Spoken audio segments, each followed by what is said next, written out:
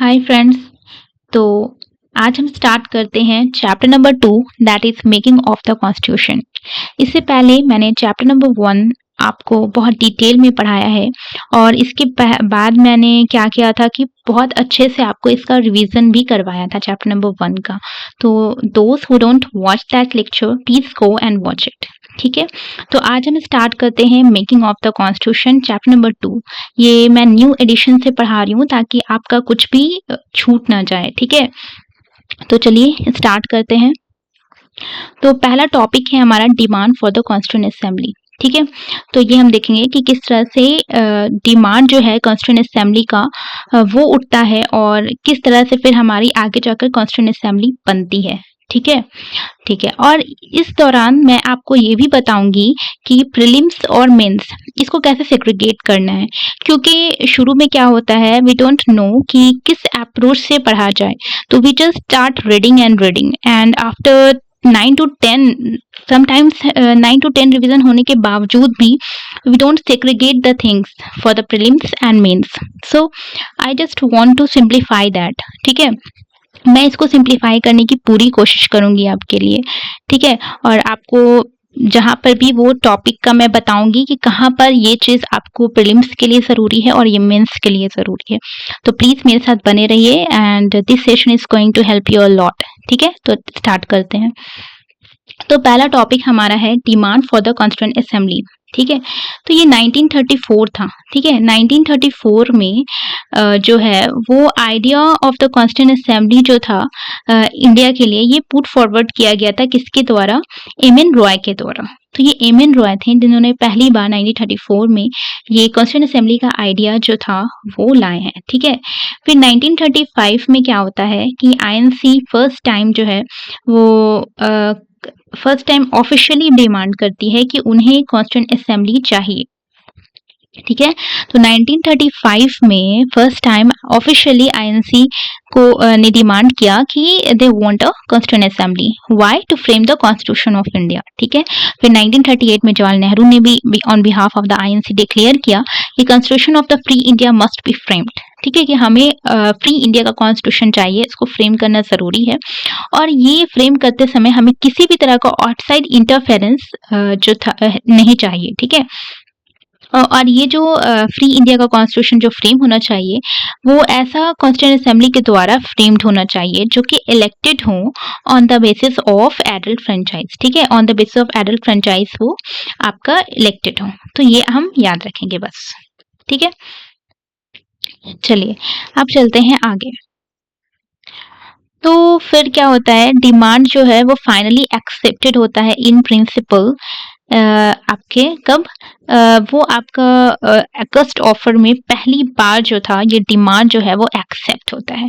ठीक है, तो आया 1934 में है लेकिन फाइनली जो डिमांड है वो एक्सेप्ट हुआ है अगस्त ऑफर में, जो कि आता है 1940 में। ठीक है, फिर 1942 में क्रिप्स मिशन याद रखेंगे, इंपॉर्टेंट है।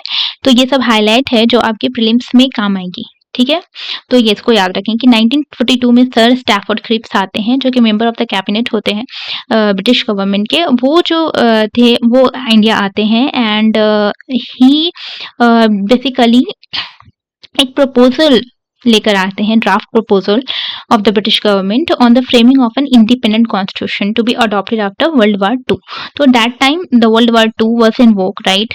तो इंडिपेंडेंट कॉन्स्टिट्यूशन का एक ड्राफ्ट प्रपोजल लेकर सर स्टैफोर्ड क्रिप्स आते हैं। We can call Cripps mission 1942 में आता है। Okay, and the Cripps proposals जो थे वो रिजेक्ट हो जाते हैं। मुस्लिम लीग जो थे वो जो है वो क्रिप्स प्रपोजल को रिजेक्ट कर देता है। ठीक है, क्यों रिजेक्ट करता है ये याद रखेंगे, because that's the basic, you should know the basic, right, कि क्रिप्स मिशन आ रहा है and that got rejected by the Muslim League. तो क्यों रिजेक्ट होता है?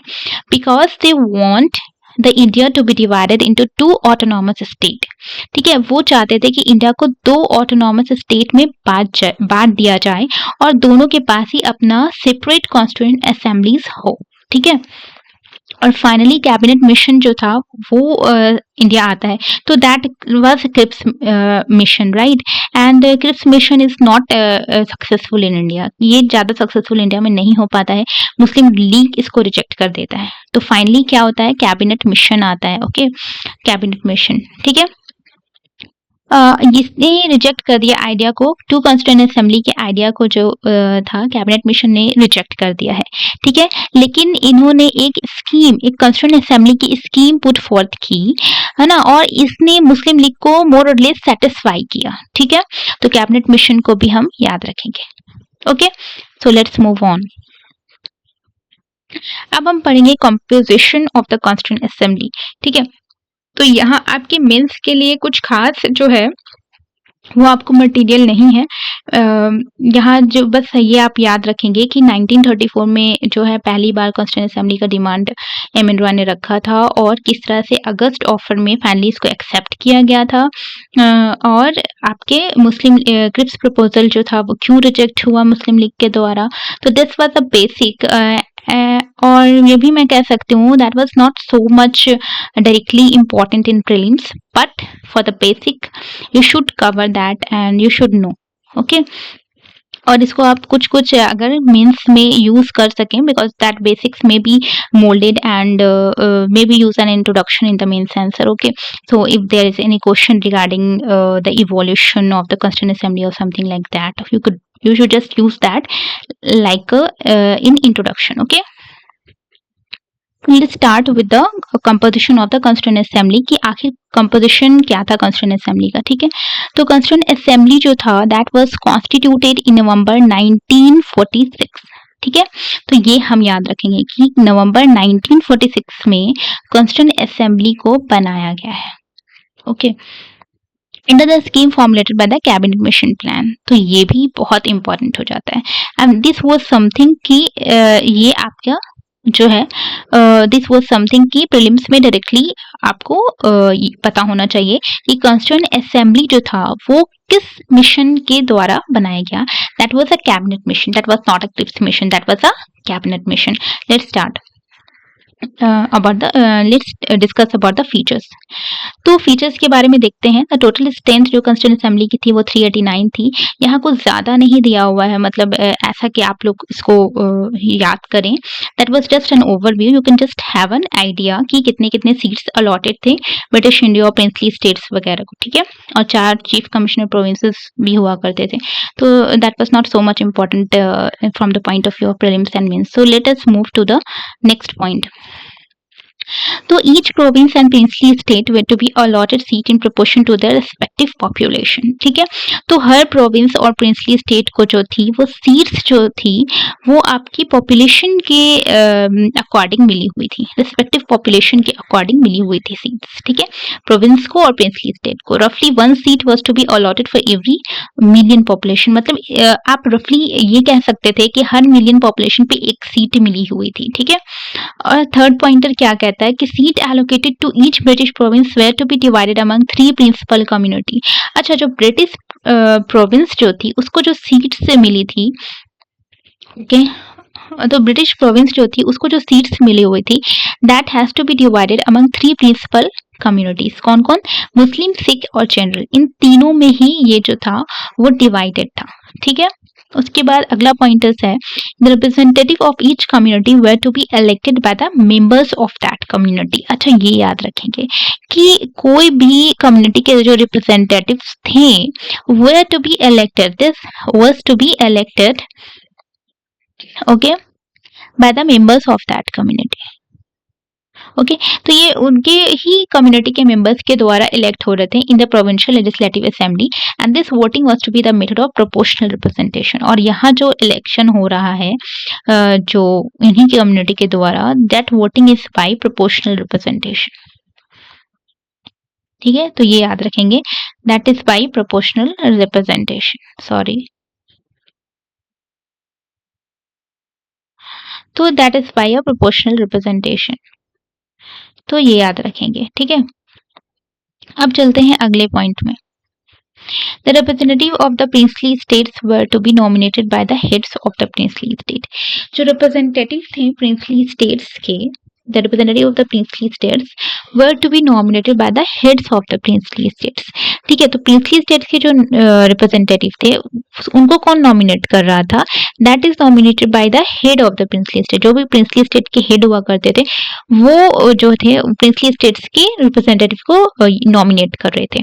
और यहाँ देख रहे हैं कि ब्रिटिश इंडिया में क्या हो रहा है कि जो ब्रिटिश प्रोविंस थे वहाँ जो था वो 3 प्रिंसिपल कम्युनिटी में बटी हुई थी और हर कम्युनिटी जो थी उसके रिप्रेजेंटेटिव को उसी के कम्युनिटी के मेंबर्स जो थे वो इलेक्ट कर रहे थे. ठीक है, वो आपके अब और कैसे मतलब वो वोटिंग कर रहे थे, कैसे मेथड ऑफ प्रोपोर्शनल रिप्रेजेंटेशन, इस मेथड से. ठीक है, it was not a direct election, it was through proportional representation. ठीक है, चलिए.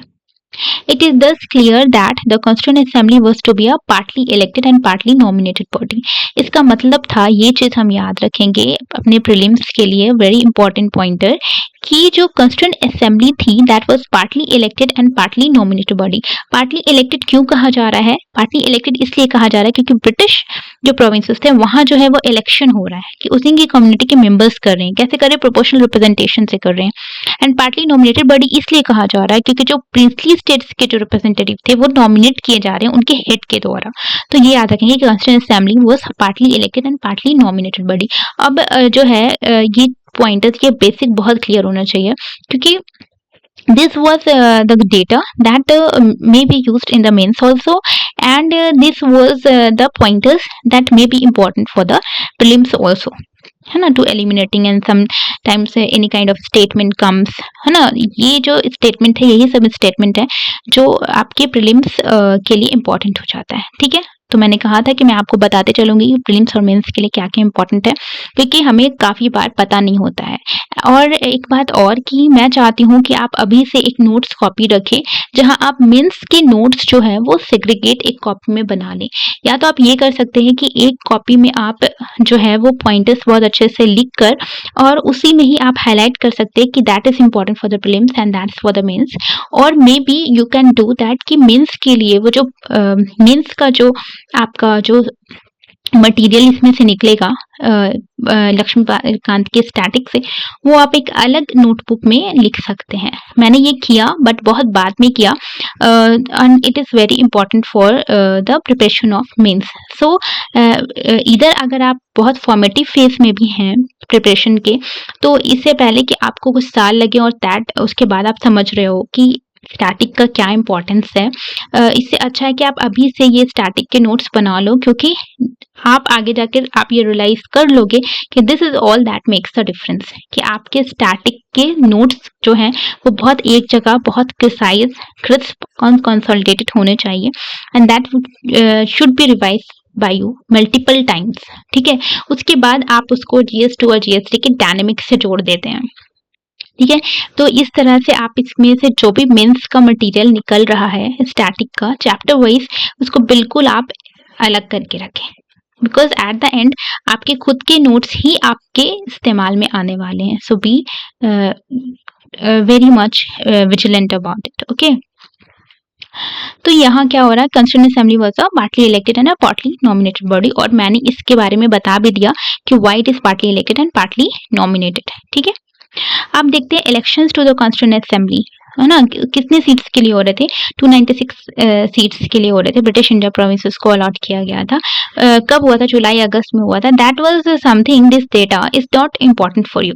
Okay, you just have an overview, quick overview over that, just read that, but this is not going to help you in any way. Okay, just an overview. तो आप इसको overview के लिए पढ़ सकते हैं. मैं आगे बढ़ती हूँ. ठीक है, although the Constituent Assembly was not directly elected by the people of India on the basis of adult franchise, the assembly comprised of representative of all sections. अभी this is something that's the merit point, and this is something कि आपके Constituent Assembly के कोई भी questions आते हैं कि उस समय Constituent Assembly या evolution of Constituent Assembly बताइए, तो आप इसको as a conclusion use कर सकते हैं. ठीक है, दिस समथिंग कि मुझे किसी ने नहीं बताया था अभी तक. ठीक है, तो मैं चाहती हूँ कि आप के दिमाग में ये सब पार्ट क्लियर हो जाए कि what type of the material that you can use in the conclusion part, or what kind of the things from the Laxmikant that you can use in the introduction part, और इसी का मैं चाहती हूँ कि आप नोट्स जो है वो सेग्रीगेट कर लें, ठीक है। Although the Constituent Assembly was not directly elected by the people of India, adult franchise से डायरेक्टली इलेक्टेड नहीं थे, लेकिन असेंबली में जो थी वो आपकी रिप्रेजेंटेटिव सारे सेक्शंस की थी, ठीक है। whether it is Hindus, whether it is Muslims, Sikhs, Parsis, Anglo Indians, Indian Christian, SCs, STs, including the women also, this representative of all these sections were present in the Constituent Assembly, and that you can use as a plus point. Okay, that can use is a conclusion on any question when it arrive on Constituent Assembly. ठीक है, the assembly included all important personalities also of India at that time, with the exception of Mahatma Gandhi. Okay, this is something that you cannot use in the conclusion, or you can use it. Okay, but this is something that you should know from the prelims point of view, that in Constituent Assembly all the important personalities at that time was present, with the exception of Mahatma Gandhi. Mahatma Gandhi was not a part of a Constituent Assembly, and this is something that you should know from the prelims point of view. So अभी के लिए इतना रहने देते हैं. In the next part I can start the working of the constitution. I'm going to start the working of the Constituent Assembly. Okay, तो यही हम स्टार्ट करेंगे नेक्स्ट पार्ट में. तब तक के लिए स्टे ट्यून्ड, पढ़ते रहिए, and please make notes out of that. Okay, thank you.